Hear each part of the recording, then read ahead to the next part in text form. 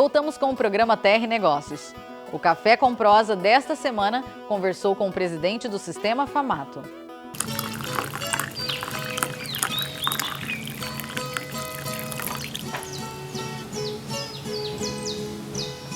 Na retomada agora do projeto Terra e Negócio, nosso primeiro entrevistado é Normando Curral, presidente da Famato, Federação da Agricultura e Pecuária do Estado de Mato Grosso.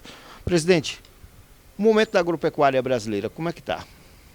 Depende em que sentido você falar, se é no sentido econômico, no sentido das acusações que nos fazem nesse momento que nós temos muito queimado, mas o momento, tentando resumir o seguinte, o momento da agropecuária no Brasil, ele tem sido bom no aspecto que nós temos demonstrado que a gente tem a grande capacidade de produção. Nós estamos dando uma safra sempre maior que o ano anterior. Isso tem acontecido.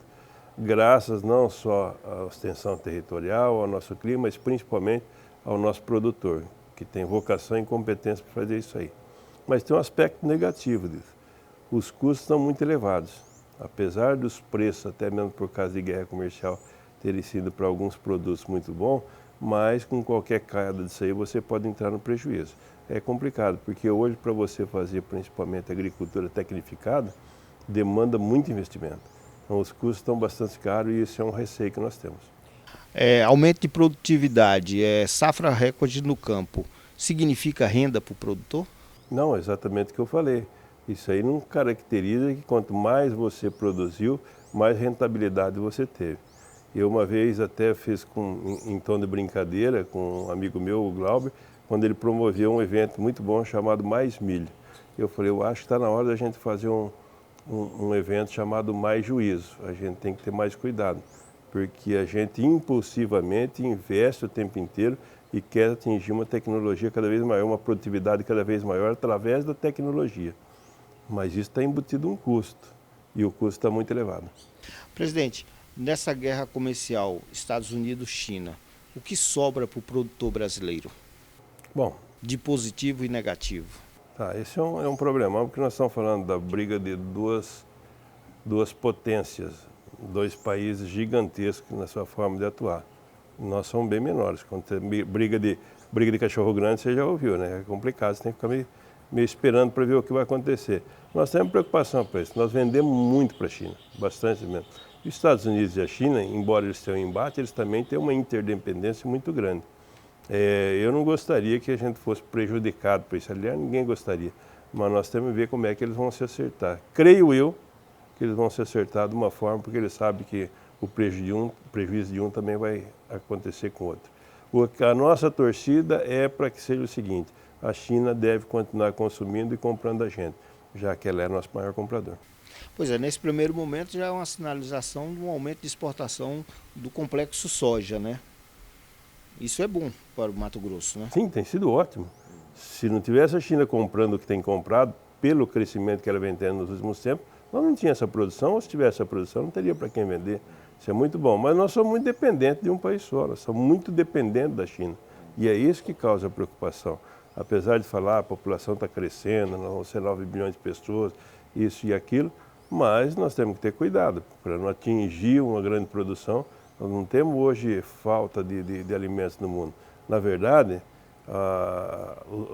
as populações do mundo que padecem por falta de alimento é porque não tem dinheiro para comprar e não acessam o alimento. Há mais de 70 anos que nós tivemos o último grande evento de impacto mundial, o último grande evento de impacto mundial, que foi a Segunda Grande Guerra, onde as populações realmente, em alguns casos, quase que foram dizimadas. Mas, depois disso aí, acabou a fome. A fome só se passa em países que não têm dinheiro. E nós fomos respondendo à necessidade do mundo da produção de alimentos. Mas isso aí tem que ter um equilíbrio.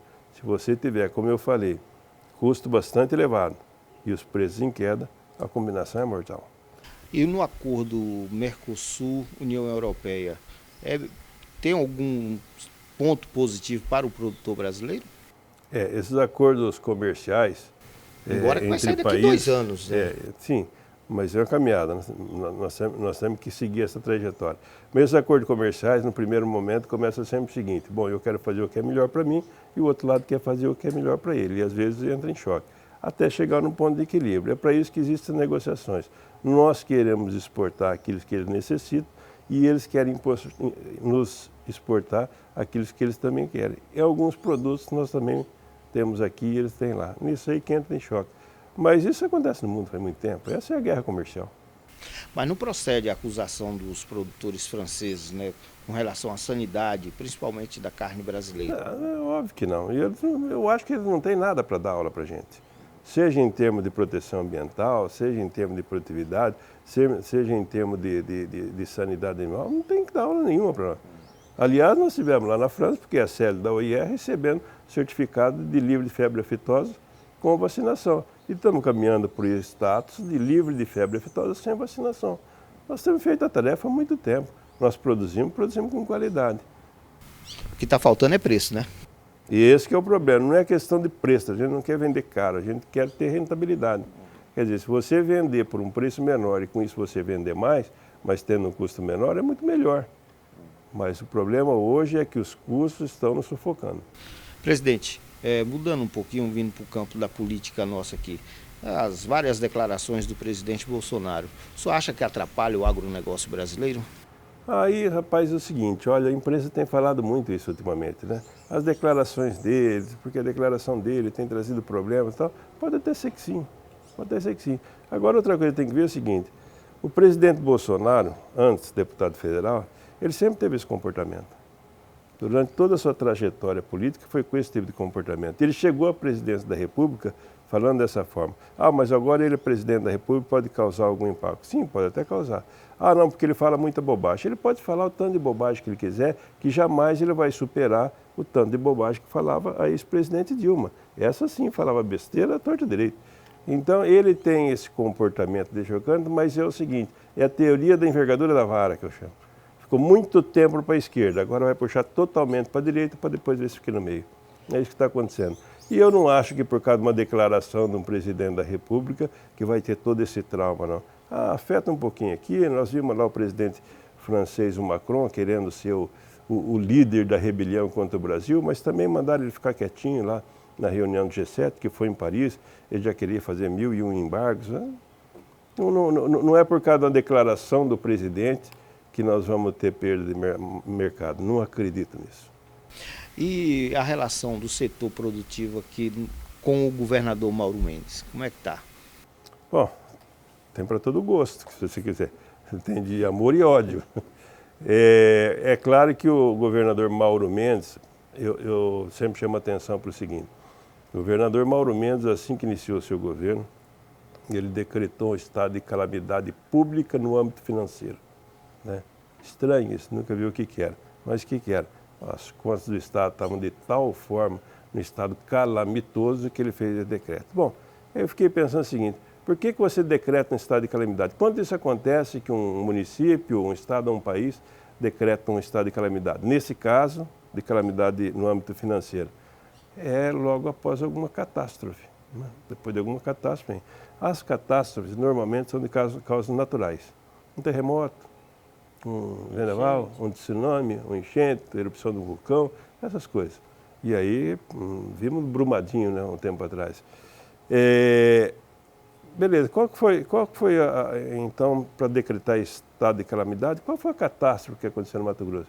Se a base econômica do estado é agropecuária e a gente não tinha passado por nenhum trauma, não tivemos nenhuma seca muito grande, qual que foi a catástrofe? Gestão pública. Então, a catástrofe nesse estado é gestão pública. Eu espero que ele consiga adequar ao estado a sua receita. É esse que é o segredo. Então, vamos ver o que esse governo faz. Aumentou o imposto? Sim. Isso aí nos tem perturbado? Sim, tem aumentado nossos custos, inclusive. Mas o imposto pior não é pelo valor que você paga, é pelo aquilo que você não tem de retorno. O FETAB foi um imposto criado no governo Dante de Oliveira, único e exclusivamente para fazer infraestrutura e habitação, estrada e habitação. Só que hoje não é utilizado dessa forma. Então, paga-se muito imposto, tem-se quase nada de retorno. E ainda tem essa briga dos incentivos, né? Da retirada dos incentivos, né? Sim, o governo está procurando de todas as formas pagar a sua conta.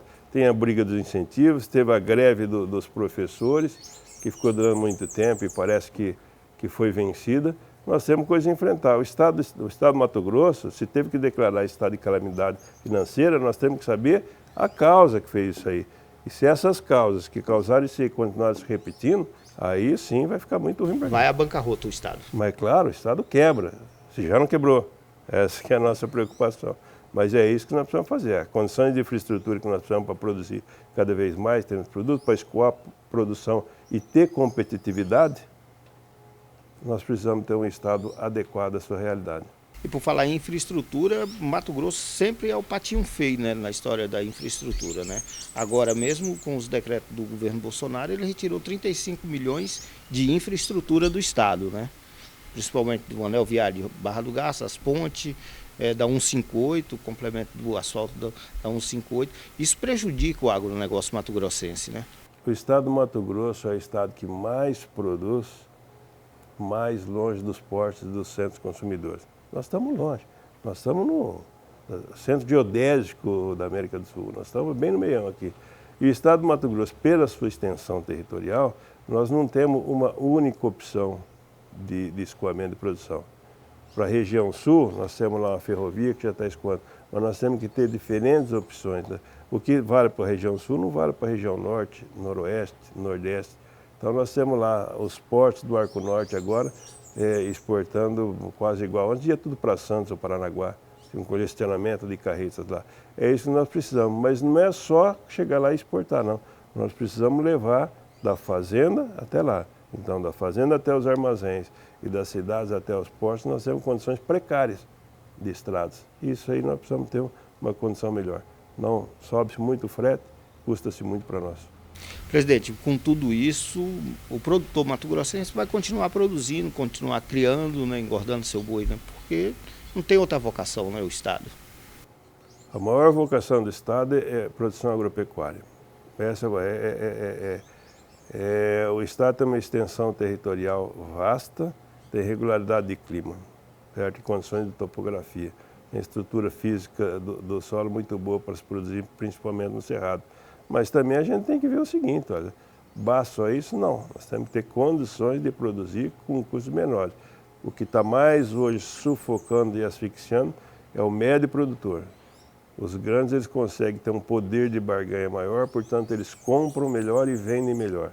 O problema está no meião e esse aí sofre. É por isso que tem acontecido uma grande concentração. Isso é preocupante, porque se você não tiver em qualquer setor, se não tiver uma classe média pujante, seja área de produtores, funcionários, você tem dificuldade de conduzir uma cidade, um estado, um país.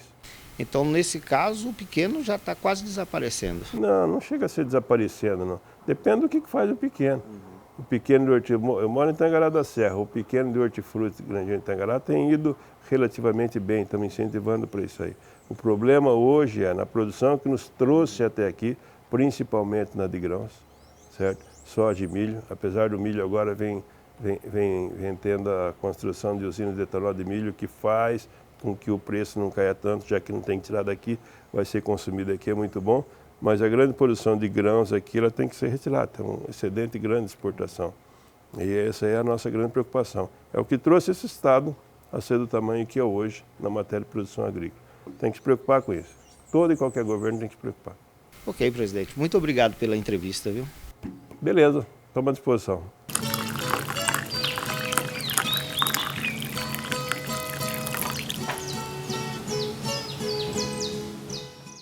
O diretor da Caixa Econômica Federal, Pedro Eduardo Guimarães, esteve em Cuiabá para conversar com setores da indústria, agronegócio e turismo. No último final de semana, o diretor da Caixa Econômica Federal, Pedro Eduardo Guimarães, esteve em Cuiabá para ouvir setores da indústria, agronegócio e turismo. Primeira vez que a Caixa Econômica, via seu presidente, está no estado de Mato Grosso, na cidade de Cuiabá. E é muito importante, a gente teve uma reunião longa, boa, produtiva, não só no segmento agrícola, que é uma coisa óbvia aqui da região, mas em vários outros segmentos, construção civil, de infraestrutura. Não tenho dúvida nenhuma que a Caixa vai se aproximar mais do Estado. Eu mesmo voltarei aqui daqui a 2, 3 meses, em especial para conhecer o interior. E ele está trazendo uma série de notícias importantes, principalmente no que diz respeito à mudança de condução da própria Caixa Econômica, né? Menor interferência política, uma gestão extremamente técnica, fazendo com que a Caixa passe a dar um resultado muito maior do que vinha dando e, com isso, agregando novas políticas de crédito para o comércio, para a indústria, para o setor agrícola. Nós vamos aguardar, ver ainda a efetivação dessas medidas e também que ele atenda aquilo que nós pedimos para que ele possa fazer para o comércio, que é a possibilidade do pequeno empreendedor poder ter crédito sem a necessidade de oferecer garantia real. No encontro, o presidente afirmou que a instituição trabalha com a possibilidade de ampliar o crédito agrícola aos estados e que Mato Grosso é um dos focos dessa nova fase da instituição.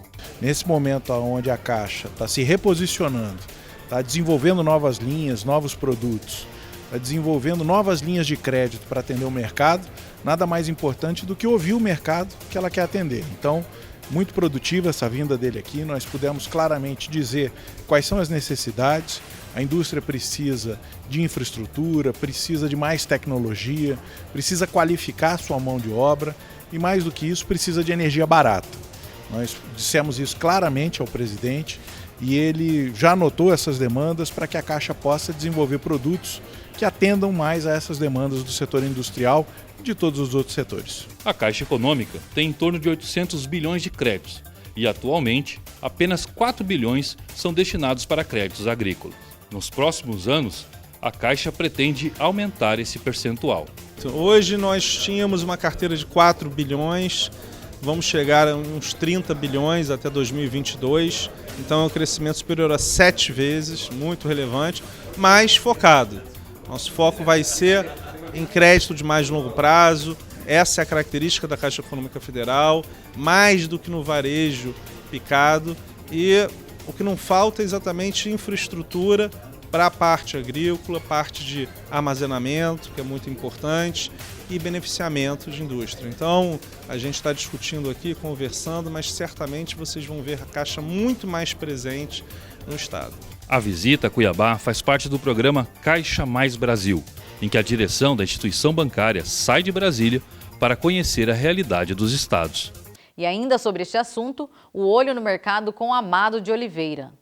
Recebemos a visita em Mato Grosso do presidente da Caixa Econômica, Dr. Pedro Guimarães. Trata-se de um importante fato em função de que ele veio anunciar a disposição da Caixa Econômica em financiar os segmentos produtivos de Mato Grosso, dentre eles, evidentemente, o setor de agronegócio. Isso é importante. Nós vamos ter aumentado a capilaridade das agências financiadoras e vamos ter também a desconcentração de bancos oficiais fazendo essa importante atividade.